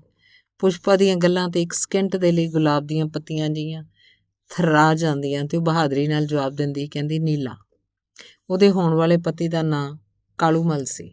ਲਾਹੌਲ ਵਾਲਾ ਕਿੰਨਾ ਗੈਰ ਸ਼ਾਇਰਾਨਾ ਨਾਂ ਸੀ। ਪਤਾ ਨਹੀਂ ਉਹਦਾ ਨਾਂ ਰੱਖਣ ਲੱਗਿਆ ਉਹਦੇ ਮਾਂ-ਬਾਪ ਨੇ ਕੀ ਸੋਚਿਆ ਸੀ। ਉਹ ਜਦੋਂ ਪੁਸ਼ਪਾ ਤੇ ਕਾਲੂਮਲ ਬਾਰੇ ਸੋਚਦਾ ਤਾਂ ਆਪਣੇ ਦਿਲ ਨੂੰ ਕਿਹਾ ਕਰਦਾ, ਜੇਕਰ ਹੋਰ ਕਿਸੇ ਵਜ੍ਹਾ ਕਾਰਨ ਵਿਆਹ ਨਹੀਂ ਰੁਕ ਸਕਦਾ ਤਾਂ ਸਿਰਫ ਇਸੇ ਵਜ੍ਹਾ ਕਾਰਨ ਰੋਕ ਦੇਣਾ ਚਾਹੀਦਾ ਕਿ ਉਹਦੇ ਹੋਣ ਵਾਲੇ ਪਤੀ ਦਾ ਨਾਂ ਨਿਹਾਇਤ ਹੀ ਬੇਹੂਦਾ ਹੈ, ਕਾਲੂਮਲ। ਇੱਕ ਕਾਲੂ ਤੇ ਫਿਰ ਉਸ ਤੇ ਮਲ, ਲਾਨਤ ਹੈ। ਆਖਰ ਇਹਦਾ ਮਤਲਬ ਕੀ ਹੋਇਆ? ਪਰ ਫਿਰ ਸੋਚਦਾ ਜੇਕਰ ਪੁਸ਼ਪਾ ਦਾ ਵਿਆਹ ਕਾਲੂਮਲ ਬਜਾਜ ਨਾਲ ਨਾ ਹੋਇਆ ਤਾਂ ਕਿਸੇ ਘਸੀਟਾ ਰਾਮ ਹਲਵਾਈ ਜਾਂ ਕਿਸੇ ਕਰੋੜੀ ਮਲ ਸਰਾਫ ਨਾਲ ਹੋ ਜਾਏਗਾ। ਬਹਰਹਾਲ ਉਸ ਨਾਲ ਇਸ਼ਕ ਨਹੀਂ ਕਰ ਸਕਦਾ।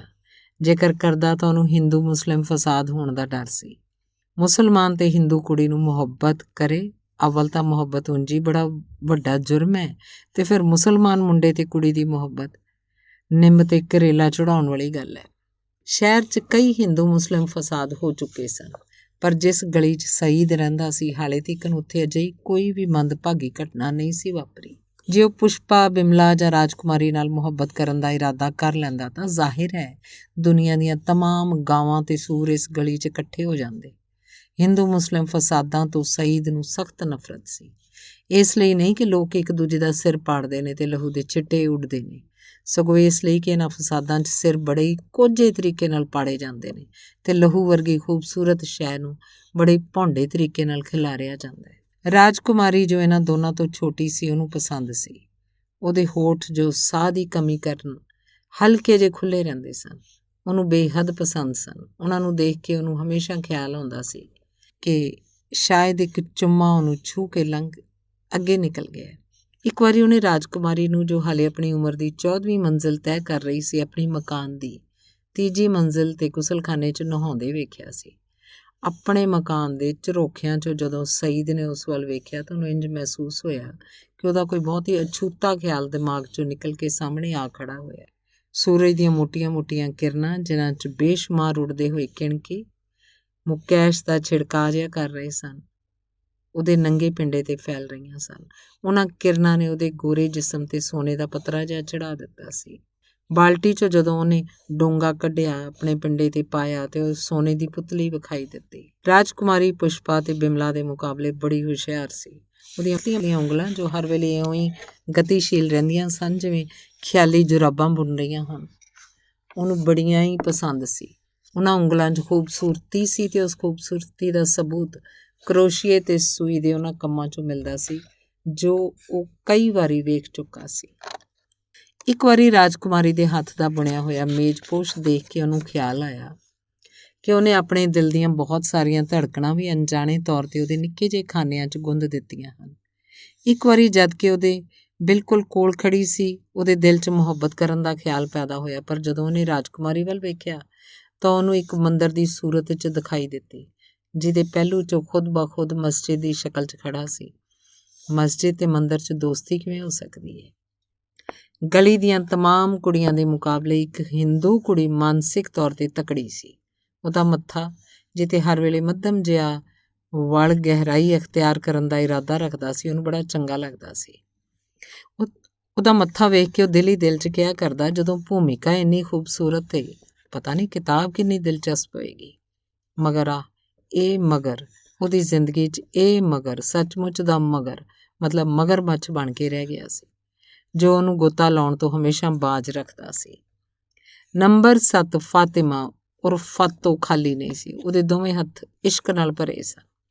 ਇੱਕ ਅਮਜ਼ਦ ਸੀ ਜੋ ਵਰਕਸ਼ਾਪ 'ਚ ਲੋਹੇ ਦਾ ਕੰਮ ਕਰਦਾ ਸੀ, ਦੂਜਾ ਅਮਜ਼ਦ ਦਾ ਚਚੇਰਾ ਭਰਾ ਜੋ ਕਿ 2 ਬੱਚਿਆਂ ਦਾ ਬਾਪ ਸੀ। ਫਾਤਿਮਾ ਉਰਫ ਫਾਤੋ ਇਹਨਾਂ ਦੋਹਾਂ ਭਰਾਵਾਂ ਨਾਲ ਇਸ਼ਕ ਕਰਦੀ ਸੀ। ਇਸ ਤਰ੍ਹਾਂ ਉਹ ਇੱਕ ਪਤੰਗ ਨਾਲ 2 ਪੇਚ ਲੜਾ ਰਹੀ ਸੀ। ਇੱਕ ਪਤੰਗ 'ਚ ਜਦੋਂ 2 ਹੋਰ ਪਤੰਗਾਂ ਉਲਝ ਜਾਣ ਤਾਂ ਕਾਫੀ ਦਿਲਚਸਪੀ ਪੈਦਾ ਹੁੰਦੀ ਹੈ, ਪਰ ਜੇਕਰ ਇਸ ਝਗੜੇ 'ਚ ਇੱਕ ਹੋਰ ਪੇਚ ਫਸ ਜਾਏ ਤਾਂ ਜ਼ਾਹਿਰ ਹੈ ਕਿ ਉਲਝਣ ਇੱਕ ਭੁੱਲ ਭੁਲਈਆ ਦੀ ਸ਼ਕਲ ਅਖਤਿਆਰ ਕਰ ਲਏਗੀ। ਇਸ ਕਿਸਮ ਦੀ ਉਲਝਣ ਸਈਦ ਨੂੰ ਪਸੰਦ ਨਹੀਂ ਸੀ। ਇਸ ਤੋਂ ਇਲਾਵਾ ਫਾਤੋ ਇਸ ਕਿਸਮ ਦੇ ਇਸ਼ਕ 'ਚ ਫਸੀ ਸੀ। ਉਹ ਬਹੁਤ ਹੀ ਘਟੀਆ ਕਿਸਮ ਦਾ ਸੀ। ਜਦੋਂ ਸਈਦ ਇਸ ਕਿਸਮ ਦੇ ਇਸ਼ਕ ਦੀ ਕਲਪਨਾ ਕਰਦਾ ਤਾਂ ਪੁਰਾਣੀਆਂ ਇਸ਼ਕ ਕਹਾਣੀਆਂ ਦੀ ਫਫੀ ਕੁੱਟਣੀ ਪੀਲੇ ਕਾਗਜ਼ ਦੇ ਬਦਬੂਦਾਰ ਅੰਬਾਰ ਵਿੱਚ ਉਹਦੀਆਂ ਅੱਖਾਂ ਸਾਹਮਣੇ ਲਾਠੀ ਟਿਕਾਉਂਦੀ ਹੋਈ ਆ ਜਾਂਦੀ ਤੇ ਉਸ ਵੱਲ ਇਉਂ ਵੇਖਦੀ ਜਿਵੇਂ ਕਹਿਣਾ ਚਾਹੁੰਦੀ ਹੋਵੇ ਕਿ ਮੈਂ ਆਸ-ਪਾਸ ਦੇ ਤਾਰੇ ਤੋੜ ਕੇ ਲਿਆ ਸਕਦੀ ਹਾਂ, ਦੱਸ ਤੇਰੀ ਨਜ਼ਰ ਕਿਸ ਕੁੜੀ 'ਤੇ ਹੈ, ਇਉਂ ਚੁਟਕੀਆਂ 'ਚ ਮੈਂ ਤੈਨੂੰ ਉਹਦੇ ਨਾਲ ਮਿਲਾ ਦਿਆਂਗੀ। ਉਸ ਬੁੱਢੀ ਦੀ ਕਲਪਨਾ ਦੇ ਸਹਾਰੇ ਉਹ ਬਹਿਸ਼ਤ ਬਾਰੇ ਸੋਚਦਾ ਜਾਂ ਜ਼ਾਹਿਰਾ ਤੌਰ 'ਤੇ ਪੀਰ ਦੀ ਮਜ਼ਾਰ ਉਹਦੀਆਂ ਅੱਖਾਂ ਅੱਗੇ ਆ ਜਾਂਦੀ, ਜਿੱਥੇ ਉਹ ਬੁੱਢੀ ਉਹਦੀ ਮਹਿਬੂਬਾ ਨੂੰ ਕਿਸੇ ਨਾ ਕਿਸੇ ਬਹਾਨੇ ਲਿਆ ਸਕਦੀ ਸੀ। ਇਸ ਵਿਚਾਰ ਦੇ ਆਉਂਦਿਆਂ ਹੀ ਉਹਦੀ ਮੁਹੱਬਤ ਦਾ ਸਾਰਾ ਫਤੂਰ ਉਤਰ ਜਾਂਦਾ ਤੇ ਇੱਕ ਅਜਿਹੀ ਕਬਰ ਦੀ ਸ਼ਕਲ ਇਖਤਿਆਰ ਕਰ ਲੈਂਦਾ ਜਿਸ 'ਤੇ ਹਰੇ ਰੰਗ ਦਾ ਗਿਲਾਫ ਚੜ੍ਹਿਆ ਹੋਵੇ ਤੇ ਬੇਸ਼ੁਮਾਰ ਹਾਰ ਉੱਤੇ ਖਿਲਰੇ ਹੋਣ। ਕਦੇ-ਕਦੇ ਉਹਨੂੰ ਇਹ ਵੀ ਖਿਆਲ ਆਉਂਦਾ ਕਿ ਜੇ ਫਫੇ ਕੁੱਟਣੀ ਨਾਕਾਮ ਰਹੀ ਤਾਂ ਕੁਝ ਦਿਨਾਂ ਮਗਰੋਂ ਉਸ ਮੁਹੱਲੇ ਤੋਂ ਮੇਰਾ ਜਨਾਜ਼ਾ ਨਿਕਲੇਗਾ ਤੇ ਦੂਜੇ ਮੁਹੱਲੇ ਤੋਂ ਮੇਰੀ ਨੌਜਵਾਨ ਮਹਿਬੂਬਾ ਦਾ।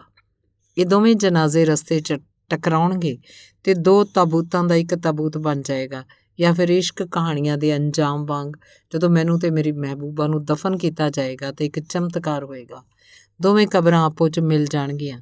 ਉਹ ਇਹ ਵੀ ਸੋਚਦਾ ਕਿ ਜੇਕਰ ਉਹ ਮਰ ਗਿਆ ਤੇ ਉਹਦੀ ਮਹਿਬੂਬਾ ਕਿਸੇ ਕਾਰਨ ਜਾਨ ਨਾ ਦੇ ਸਕੀ ਤਾਂ ਹਰੇਕ ਜੁਮੇਰਾਤ ਨੂੰ ਉਹਦੀ ਕਬਰ 'ਤੇ ਨਾਜ਼ੁਕ ਹੱਥ ਫੁੱਲ ਚੜ੍ਹਾਇਆ ਕਰਨਗੇ ਤੇ ਦੀਵਾ ਵੀ ਜਗਾਇਆ ਕਰਨਗੇ।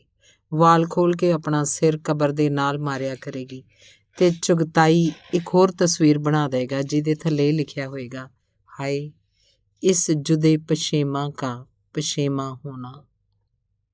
ਜਾਂ ਕੋਈ ਸ਼ਾਇਰ ਇੱਕ ਹੋਰ ਗਜ਼ਲ ਲਿਖ ਦੇਗਾ, ਇੱਕ ਜ਼ਮਾਨੇ ਤੱਕ ਤਮਾਸ਼ਬੀਨ ਜਿਹਨੂੰ ਕੋਠਿਆਂ ਤੇ ਤਬਲੇ ਦੀ ਥਾਪ ਦੇ ਨਾਲ ਸੁਣਦੇ ਰਹਿਣਗੇ। ਇਸ ਗਜ਼ਲ ਦੇ ਸ਼ੇਰ ਇਸ ਕਿਸਮ ਦੇ ਹੋਣਗੇ, ਮੇਰੀ ਲਹਦ मतलब कब्र पे कोई पर्दा पोश आता है, चिराग गोरे गरीबां सबा बुझा देना। ਅਜਿਹੇ ਸ਼ੇਰ ਜਦੋਂ ਕਦੇ ਉਹ ਕਿਸੇ ਗਜ਼ਲ 'ਚ ਦੇਖਦਾ ਤਾਂ ਇਸ ਨਤੀਜੇ 'ਤੇ ਪੁੱਜਦਾ ਕਿ ਇਸ਼ਕ ਤਾਂ ਰੁਕਣ ਮਤਲਬ ਕਬਰ ਪੁੱਟਣ ਵਾਲਾ ਹੈ, ਜੋ ਹਰ ਵੇਲੇ ਮੋਢੇ 'ਤੇ ਕਹੀ ਰੱਖ ਕੇ ਆਸ਼ਕਾਂ ਵਾਸਤੇ ਕਬਰਾਂ ਪੁੱਟਣ ਲਈ ਤਿਆਰ ਰਹਿੰਦਾ ਹੈ। ਇਸ ਇਸ਼ਕ ਨਾਲੋਂ ਉਸ ਇਸ਼ਕ ਦਾ ਮੁਕਾਬਲਾ ਕਰਦਾ ਜਿਹਦੀ ਕਲਪਨਾ ਉਹਦੇ ਜ਼ਿਹਨ 'ਚ ਸੀ। ਉਹਨਾਂ 'ਚ ਜ਼ਮੀਨ ਅਸਮਾਨ ਦਾ ਫਰਕ ਦੇਖਦਾ ਤਾਂ ਸੋਚਦਾ ਕਿ ਜਾਂ ਤਾਂ ਉਹਦਾ ਦਿਮਾਗ ਖਰਾਬ ਹੈ ਜਾਂ ਉਹ ਵਿਵਸਥਾ ਹੀ ਖਰਾਬ ਹੈ ਜਿਸ 'ਚ ਉਹ ਸਾਹ ਲੈ ਰਿਹਾ ਹੈ। ਸਈਦ ਜੇਕਰ ਕੋਈ ਦੀਵਾਨ ਖੋਲ੍ਹਦਾ ਤਾਂ ਉਹਨੂੰ ਇੰਜ ਮਹਿਸੂਸ ਹੁੰਦਾ ਕਿ ਉਹ ਕਿਸੇ ਕਸਾਈ ਦੀ ਦੁਕਾਨ 'ਚ ਵੜ ਗਿਆ। ਹਰ ਸ਼ੇਰ ਉਹਨੂੰ ਬੇਖਾਲ ਦਾ ਬੱਕਰਾ ਦਿਖਾਈ ਦਿੰਦਾ, ਜਿਸ ਦਾ ਗੋਸ਼ਤ ਚਰਬੀ ਸਮੇਤ ਬਦਬੂ ਮਾਰ ਰਿਹਾ ਹੋਵੇ। ਹਰੇਕ ਗੱਲ ਜ਼ੁਬਾਨ 'ਤੇ ਇੱਕ ਖਾਸ ਜ਼ਾਇਕਾ ਪੈਦਾ ਕਰਦੀ ਹੈ, ਤੇ ਜਦੋਂ ਇਸ ਕਿਸਮ ਦੇ ਸ਼ੇਰ ਪੜ੍ਹਦਾ ਤਾਂ ਉਹਦੀ ਜ਼ਬਾਨ 'ਤੇ ਉਹੀ ਜ਼ਾਇਕਾ ਪੈਦਾ ਹੋ ਜਾਂਦਾ ਜੋ ਕੁਰਬਾਨੀ ਦਾ ਗੋਸ਼ਤ ਖਾਂਦੇ ਸਮੇਂ ਉਹ ਮਹਿਸੂਸ ਕਰਦਾ ਹੁੰਦਾ ਸੀ। ਉਹ ਸੋਚਦਾ, ਜਿਸ ਸੂਬੇ 'ਚ ਆਬਾਦੀ ਦਾ ਚੌਥਾ ਹਿੱਸਾ ਸ਼ਾਇਰ ਨੇ ਤੇ ਅਜਿਹੀ ਸ਼ੇਰ ਆਖਦੇ ਨੇ, ਉੱਥੇ ਮੁਹੱਬਤ ਹਮੇਸ਼ਾ ਗੋਸ਼ਤ ਦੇ ਲੋਥੜਿਆਂ ਹੇਠ ਦਬੀ ਰਹੇਗੀ। ਇਹ ਮਾਯੂਸੀ ਕਿਸੇ ਨਾ ਕਿਸੇ ਕਾਰਨ 1-2 ਦਿਨਾਂ ਬਾਅਦ ਗਾਇਬ ਹੋ ਜਾਂਦੀ ਤੇ ਉਹ ਫਿਰ ਨਵੀਂ ਤਾਜ਼ਗੀ ਨਾਲ ਆਪਣੀ ਮੁਹੱਬਤ ਦੇ ਮਸਲੇ 'ਤੇ ਸੋਚ ਵਿਚਾਰ ਕਰਨੀ ਸ਼ੁਰੂ ਕਰ ਦਿੰਦਾ। ਨੰਬਰ 8 ਜ਼ੁਬੈਦਾ ਉਰਫ ਬੀਦੀ ਭਰੇ ਭਰੇ ਹੱਥਾਂ ਪੈਰਾਂ ਵਾਲੀ ਕੁੜੀ ਸੀ। ਦੂਰੋਂ ਦੇਖਣ 'ਤੇ ਗੁੰਨੇ ਹੋਏ ਮੈਦੇ ਦਾ ਇੱਕ ਢੇਰ ਦਿਖਾਈ ਦਿੰਦੀ ਸੀ। ਗਲੀ ਦੇ ਇੱਕ ਮੁੰਡੇ ਨੇ ਉਹਨੂੰ ਇੱਕ ਵਾਰੀ ਅੱਖ ਮਾਰੀ। ਵਿਚਾਰੇ ਨੇ ਇੰਝ ਹੀ ਆਪਣੀ ਇਸ਼ਕ ਦੀ ਸ਼ੁਰੂਆਤ ਕੀਤੀ ਸੀ, ਪਰ ਉਹਨੂੰ ਲੈਣੇ ਦੇ ਦੇਣੇ ਪੈ ਗਏ। ਕੁੜੀ ਨੇ ਆਪਣੀ ਮਾਂ ਨੂੰ ਸਾਰੀ ਗੱਲ ਜਾ ਸੁਣਾਈ। ਮਾਂ ਨੇ ਆਪਣੇ ਵੱਡੇ ਮੁੰਡੇ ਨਾਲ ਗੁਪਚੁਪ ਤੌਰ 'ਤੇ ਗੱਲਬਾਤ ਕੀਤੀ ਤੇ ਉਹਦੀ ਅਣਖ ਨੂੰ ਜਗਾਇਆ, ਜਿਹਦਾ ਨਤੀਜਾ ਇਹ ਹੋਇਆ ਕਿ ਇੱਕ ਅੱਖ ਮਾਰਨ ਦੇ ਦੂਜੇ ਹੀ ਦਿਨ ਸ਼ਾਮ ਨੂੰ ਜਦੋਂ ਅਬਦੁਲ ਗਨੀ ਸਾਹਿਬ ਤਵਾਬਤ ਉਰਫ ਹਿਕਮਤ ਸਿੱਖ ਕੇ ਘਰ ਵਾਪਸ ਆਏ ਤਾਂ ਉਹਨਾਂ ਦੀਆਂ ਦੋਵੇਂ ਅੱਖਾਂ ਸੁੱਜੀਆਂ ਹੋਈਆਂ ਸਨ। ਕਹਿੰਦੇ ਨੇ ਕਿ ਜ਼ੁਬੈਦਾ ਉਰਫ ਬੀਦੀ ਚਿੱਕ ਵਿੱਚੋਂ ਇਹ ਤਮਾਸ਼ਾ ਵੇਖ ਕੇ ਬੜੀ ਖੁਸ਼ ਹੋਈ। ਸਈਦ ਨੂੰ ਕਿਉਂਕਿ ਆਪਣੀਆਂ ਅੱਖਾਂ ਬੜੀਆਂ ਪਸੰਦ ਸਨ, ਇਸ ਲਈ ਉਹ ਜ਼ੁਬੈਦਾ ਬਾਰੇ ਇੱਕ ਪਲ ਦੇ ਲਈ ਵੀ ਸੋਚਣਾ ਨਹੀਂ ਸੀ ਚਾਹੁੰਦਾ। ਅਬਦੁਲ ਗਨੀ ਨੇ ਅੱਖ ਦੇ ਪਲਕਾਰੇ ਨਾਲ ਮੁਹੱਬਤ ਦੀ ਸ਼ੁਰੂਆਤ ਕਰਨੀ ਚਾਹੀ ਸੀ। ਸਈਦ ਨੂੰ ਇਹ ਤਰੀਕਾ ਬਾਜ਼ਾਰੂ ਲੱਗਦਾ ਸੀ। ਉਹ ਜੇਕਰ ਉਹਨੂੰ ਆਪਣੀ ਮੁਹੱਬਤ ਦਾ ਪੈਗਾਮ ਦੇਣਾ ਚਾਹੁੰਦਾ ਤਾਂ ਆਪਣੀ ਜ਼ਬਾਨ ਇਸਤੇਮਾਲ ਕਰਦਾ, ਜੋ ਦੂਜੇ ਦਿਨ ਹੀ ਕੱਟ ਲਈ ਜਾਂਦੀ। ਆਪਰੇਸ਼ਨ ਕਰਨ ਤੋਂ ਪਹਿਲਾਂ ਜ਼ੁਬੈਦਾ ਦਾ ਭਰਾ ਕਦੇ ਨਾ ਪੁੱਛਦਾ ਕਿ ਕੀ ਗੱਲ ਹੈ, ਬਸ ਉਹ ਗੈਰਤ ਦੇ ਨਾਂ 'ਤੇ ਛੁਰੀ ਚਲਾ ਦਿੰਦਾ। ਉਹਨੂੰ ਇਹਦਾ ਖਿਆਲ ਕਦੇ ਨਾ ਆਉਂਦਾ ਕਿ ਉਹ 6 ਕੁੜੀਆਂ ਦੀ ਇੱਜ਼ਤ ਬਰਬਾਦ ਕਰ ਚੁੱਕਿਆ ਹੈ, ਜਿਨ੍ਹਾਂ ਦੀਆਂ ਗੱਲਾਂ ਉਹ ਬੜੇ ਮਜ਼ੇ ਨਾਲ ਆਪਣੇ ਦੋਸਤਾਂ ਨੂੰ ਸੁਣਾਉਂਦਾ ਹੁੰਦਾ ਹੈ। ਨੰਬਰ 9 ਜਿਹਦਾ ਨਾਂ ਉਹਨੂੰ ਪਤਾ ਨਹੀਂ ਸੀ। ਪਸ਼ਮੀਨੇ ਦੇ ਸੌਦਾਗਰਾਂ ਦੇ ਘਰ ਨੌਕਰ ਸੀ। ਇੱਕ ਬੜਾ ਵੱਡਾ ਘਰ ਸੀ, ਜਿਸ 'ਚ 4 ਭਰਾ ਰਹਿੰਦੇ ਸਨ। ਇੱਕ ਕੁੜੀ ਜੋ ਕਸ਼ਮੀਰ ਦੀ ਜੰਮਪਲ ਸੀ। ਇਹਨਾਂ 4 ਭਰਾਵਾਂ ਦੇ ਲਈ ਸਰਦੀਆਂ 'ਚ ਸ਼ਾਲ ਦਾ ਕੰਮ ਕਰਦੀ ਸੀ। ਗਰਮੀਆਂ 'ਚ ਉਹ ਸਾਰੇ ਦੇ ਸਾਰੇ ਕਸ਼ਮੀਰ ਚਲੇ ਜਾਂਦੇ ਤੇ ਉਹ ਆਪਣੀ ਕਿਸੇ ਦੂਰ ਦੀ ਰਿਸ਼ਤੇਦਾਰ ਔਰਤ ਚਲੀ ਜਾਂਦੀ। ਇਹ ਕੁੜੀ ਜੋ ਔਰਤ ਬਣ ਚੁੱਕੀ ਸੀ, ਦਿਨ 'ਚ 1-2 ਵਾਰੀ ਉਹਦੀਆਂ ਨਜ਼ਰਾਂ ਦੇ ਸਾਹਮਣੇ ਉਹ ਜ਼ਰੂਰ ਲੰਘਦੀ। ਉਹਨੂੰ ਵੇਖ ਕੇ ਉਹ ਹਮੇਸ਼ਾ ਇਹੋ ਸੋਚਦਾ ਹੁੰਦਾ ਸੀ ਕਿ ਉਹਨੇ ਇੱਕ ਔਰਤ ਨਹੀਂ ਬਲਕਿ 3-4 ਔਰਤਾਂ ਇਕੱਠੀਆਂ ਵੇਖੀਆਂ ਨੇ। ਉਸ ਕੁੜੀ ਬਾਰੇ ਜਿਹਦੇ ਵਿਆਹ ਦੇ ਬਾਰੇ ਹੁਣ 4 ਭਰਾ ਫਿਕਰ ਕਰ ਰਹੇ ਸਨ, ਉਹਨੇ ਕਈ ਵਾਰ ਗੌਰ ਕੀਤਾ। ਉਹ ਉਹਦੀ ਹਿੰਮਤ ਦਾ ਬੜਾ ਕਾਇਲ ਸੀ ਕਿ ਉਹ ਘਰ ਦਾ ਸਾਰਾ ਕੰਮਕਾਰ ਇਕੱਲੀ ਸੰਭਾਲਦੀ ਸੀ ਤੇ ਨਾਲੇ ਉਹਨਾਂ 4 ਸੌਦਾਗਰ ਭਰਾਵਾਂ ਦੀ ਸੇਵਾ ਵੀ ਕਰਦੀ ਸੀ। ਉਹ ਦੇਖਣ ਨੂੰ ਖੁਸ਼ ਜਾਪਦੀ ਸੀ। ਉਹਨਾਂ 4 ਸੌਦਾਗਰ ਭਰਾਵਾਂ ਨੂੰ ਜਿਨ੍ਹਾਂ ਨਾਲ ਉਹਦਾ ਜਿਸਮਾਨੀ ਰਿਸ਼ਤਾ ਸੀ, ਉਹ ਇੱਕੋ ਹੀ ਨਜ਼ਰ ਨਾਲ ਦੇਖਦੀ ਸੀ। ਉਹਦੀ ਜ਼ਿੰਦਗੀ ਜਿਵੇਂ ਕਿ ਜ਼ਾਹਿਰ ਹੈ ਕਿ ਇੱਕ ਅਜੀਬੋ-ਗਰੀਬ ਖੇਡ ਸੀ, ਜਿਸ ਵਿੱਚ 4 ਆਦਮੀ ਹਿੱਸਾ ਲੈ ਰਹੇ ਸਨ। ਉਹਨਾਂ 'ਚੋਂ ਹਰੇਕ ਨੂੰ ਇਹ ਸਮਝਣਾ ਪੈਂਦਾ ਸੀ ਕਿ ਬਾਕੀ 3 ਬੇਵਕੂਫ ਹਨ, ਤੇ ਜਦੋਂ ਉਸ ਲੜਕੀ ਦੇ ਨਾਲ ਉਹਨਾਂ ਵਿੱਚੋਂ ਕੋਈ ਮਿਲ ਜਾਂਦਾ ਤਾਂ ਦੋਨੋਂ ਮਿਲ ਕੇ ਇਹ ਸਮਝਦੇ ਹੋਣਗੇ ਕਿ ਘਰ 'ਚ ਜਿੰਨੇ ਆਦਮੀ ਰਹਿੰਦੇ ਨੇ ਸਾਰੇ ਦੇ ਸਾਰੇ ਅੰਨੇ ਨੇ। ਪਰ ਕੀ ਉਹ ਆਪ ਅੰਨੀ ਨਹੀਂ ਸੀ? ਇਸ ਸਵਾਲ ਦਾ ਜਵਾਬ ਸਈਦ ਨੂੰ ਨਹੀਂ ਮਿਲਦਾ ਸੀ। ਜੇਕਰ ਉਹ ਅੰਨੀ ਨਾ ਹੁੰਦੀ ਤਾਂ ਇੱਕੋ ਹੀ ਵੇਲੇ 4 ਆਦਮੀਆਂ ਨਾਲ ਸੰਬੰਧ ਨਾ ਬਣਾਉਂਦੀ। ਹੋ ਸਕਦਾ ਹੈ ਕਿ ਉਹ ਇਹਨਾਂ 4 ਆਦਮੀਆਂ ਨੂੰ ਇੱਕ ਹੀ ਸਮਝਦੀ ਹੋਵੇ, ਕਿਉਂਕਿ ਮਰਦ ਤੇ ਔਰਤ ਦਾ ਜਿਸਮਾਨੀ ਰਿਸ਼ਤਾ ਆਮ ਤੌਰ 'ਤੇ ਇੱਕੋ ਜਿਹਾ ਹੀ ਹੁੰਦਾ ਹੈ। ਉਹ ਆਪਣੀ ਜ਼ਿੰਦਗੀ ਦੇ ਦਿਨ ਬੜੇ ਮਜ਼ੇ ਨਾਲ ਗੁਜ਼ਾਰਦੀ ਸੀ। 4 ਸੌਦਾਗਰ ਭਰਾ ਉਹਨੂੰ ਲੁਕ ਛਿਪ ਕੇ ਕੁਛ ਨਾ ਕੁਛ ਜ਼ਰੂਰ ਦਿੰਦੇ ਹੋਣਗੇ, ਕਿਉਂਕਿ ਜਦੋਂ ਮਰਦ ਕਿਸੇ ਔਰਤ ਦੇ ਨਾਲ ਕੁਝ ਸਮਾਂ ਆਨੰਦਮਈ ਗੁਜ਼ਾਰਦਾ ਤਾਂ ਉਹਦੇ ਦਿਲ ਵਿੱਚ ਉਹਦੀ ਕੀਮਤ ਅਦਾ ਕਰਨ ਦੀ ਖਾਹਿਸ਼ ਜ਼ਰੂਰ ਪੈਦਾ ਹੁੰਦੀ ਹੈ, ਕਿਉਂਕਿ ਇਹ ਖਾਹਿਸ਼ ਆਮ ਤੌਰ 'ਤੇ ਇਕਾਂਤ ਹਾਸਲ ਕਰਨ ਤੋਂ ਪਹਿਲਾਂ ਪੈਦਾ ਹੁੰਦੀ ਹੈ, ਇਸ ਲਈ ਜ਼ਿਆਦਾ ਸ਼ਕਤੀਸ਼ਾਲੀ ਸਾਬਤ ਹੁੰਦੀ ਹੈ। ਸਈਦ ਉਹਨੂੰ ਅਕਸਰ ਬਾਜ਼ਾਰ 'ਚ ਸਹਾਬੂਦੀਨ ਦੀ ਦੁਕਾਨ 'ਤੇ ਖੀਰ ਖਾਂਦਿਆਂ ਜਾਂ ਭਾਈ ਕੇਸਰ ਸਿੰਘ ਮੇਵਾ ਫਰੋਸ਼ ਦੀ ਦੁਕਾਨ ਦੇ ਕੋਲ ਫਲ ਖਾਂਦੇ ਵੇਖਦਾ। ਉਹਨੂੰ ਇਹਨਾਂ ਚੀਜ਼ਾਂ ਦੀ ਲੋੜ ਸੀ ਤੇ ਫਿਰ ਜਿਸ ਆਜ਼ਾਦੀ ਨਾਲ ਉਹ ਫਲ ਤੇ ਖੀਰ ਖਾਂਦੀ ਸੀ, ਉਹ ਤੋਂ ਪਤਾ ਚੱਲਦਾ ਸੀ ਕਿ ਉਹ ਇਹਨਾਂ ਦਾ ਇੱਕ ਜ਼ਰਾ ਹਜ਼ਮ ਕਰਨ ਦਾ ਇਰਾਦਾ ਰੱਖਦੀ ਹੈ। ਇੱਕ ਵਾਰੀ ਜਦੋਂ ਸਈਦ ਸਹਾਬੂਦੀਨ ਦੀ ਦੁਕਾਨ 'ਤੇ ਫਲੂਦਾ ਖਾ ਰਿਹਾ ਸੀ ਤੇ ਸੋਚ ਰਿਹਾ ਸੀ ਕਿ ਇੰਨੀ ਭਾਰੀ ਚੀਜ਼ ਕਿਵੇਂ ਹਜ਼ਮ ਕਰੇਗਾ, ਉਹ ਆਈ ਤੇ 4 ਆਨੇ ਦੀ ਖੀਰ ਵਿੱਚ 1 ਆਨੇ ਦੀ ਰਬੜੀ ਪਵਾ ਕੇ 2 ਮਿੰਟਾਂ 'ਚ ਹੀ ਸਾਰੀ ਪਲੇਟ ਚੱਟ ਕਰ ਗਈ। ਇਹ ਦੇਖ ਕੇ ਸਈਦ ਨੂੰ ਸਾੜ ਜਿਹਾ ਪੈ ਗਿਆ ਤੇ ਜਦੋਂ ਚਲੀ ਗਈ ਤੇ ਸਹਾਬੂਦੀਨ ਦੇ ਹੋਠਾਂ 'ਤੇ ਨਿੰਮੀ ਜਿਹੀ ਮੁਸਕਰਾਹਟ ਫੈਲੀ। ਉਹਨੇ ਕਿਸੇ ਨੂੰ ਵੀ ਜੇ ਸੁਣ ਲਵੇ ਮੁਖਾਤਿਬ ਹੁੰਦਿਆਂ ਕਿਹਾ, ਸਾਲੀ ਮਜ਼ੇ ਲੈਂਦੀ ਪਈ ਹੈ। ਇਹ ਸੁਣ ਕੇ ਉਹਨੇ ਕੁੜੀ ਵੱਲ ਦੇਖਿਆ ਜੋ ਕੂਲੇ ਮਟਕਾਉਂਦੀ ਫਲਾਂ ਦੀ ਦੁਕਾਨ ਦੇ ਕੋਲ ਪੁੱਜ ਚੁੱਕੀ ਸੀ ਤੇ ਸ਼ਾਇਦ ਭਾਈ ਕੇਸਰ ਸਿੰਘ ਦੀ ਦਾੜੀ ਦਾ ਮਜ਼ਾਕ ਉਡਾ ਰਹੀ ਸੀ। ਉਹ ਹਰ ਵੇਲੇ ਖੁਸ਼ ਰਹਿੰਦੀ ਸੀ। ਉਹਨੂੰ ਖੁਸ਼ ਦੇਖ ਕੇ ਸਈਦ ਨੂੰ ਬੜਾ ਦੁੱਖ ਹੁੰਦਾ ਸੀ। ਖੁਦਾ ਜਾਣੇ ਕਿਉਂ ਉਹਦੇ ਦਿਲ 'ਚ ਇੱਕ ਇਹ ਅਜੀਬ ਗਰੀਬ ਖਾਹਿਸ਼ ਪੈਦਾ ਹੁੰਦੀ ਸੀ ਕਿ ਉਹ ਖੁਸ਼ ਨਾ ਰਹੇ। ਸੰਨ 30 ਦੇ ਸ਼ੁਰੂ ਤੱਕ ਉਹ ਇਸ ਕੁੜੀ ਬਾਰੇ ਇਹੋ ਹੀ ਫੈਸਲਾ ਕਰਦਾ ਰਿਹਾ ਕਿ ਉਸ ਨਾਲ ਮੁਹੱਬਤ ਨਹੀਂ ਕੀਤੀ ਜਾ ਸਕਦੀ। ਧੰਨਵਾਦ।